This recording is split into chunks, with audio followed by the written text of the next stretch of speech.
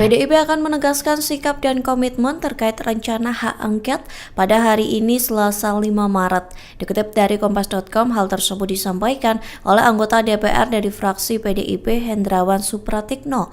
Ia mengatakan sikap PDIP soal hak angket akan disampaikan setelah rapat fraksi PDIP DPR hari ini di gedung DPR. Adapun rencana tersebut dipaparkan oleh Hendrawan seusai ditanya tentang pernyataan Wakil Ketua Majelis Syuro PKS Hidayat Nur Wahid. Perlu diketahui, Hidayat Nur Wahid mengatakan bahwa 5 fraksi partai di parlemen masih berkomitmen untuk mengajukan hak angket dugaan kecurangan pemilu 2024. Lantas Hendrawan mengatakan bahwa sikap PDIP dalam menanggapi rencana hak angket sedianya mudah ditebak, namun pihaknya juga mengaku tidak bisa mendahului pimpinan fraksi untuk menyampaikan sikap tersebut. Di satu sisi, Hendrawan mengungkapkan dirinya tidak bisa menjawab apakah hak angket akan digulirkan dalam waktu dekat. Ia hanya meminta agar publik menunggu sikap dan kepastian PDIP soal hak angket pada hari ini.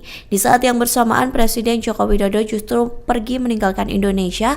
Diketahui orang nomor 1 di Indonesia bertolak ke Melbourne untuk menghadiri KTT khusus ASEAN Australia. Download Tribun X sekarang, menghadirkan lokal menjadi Indonesia.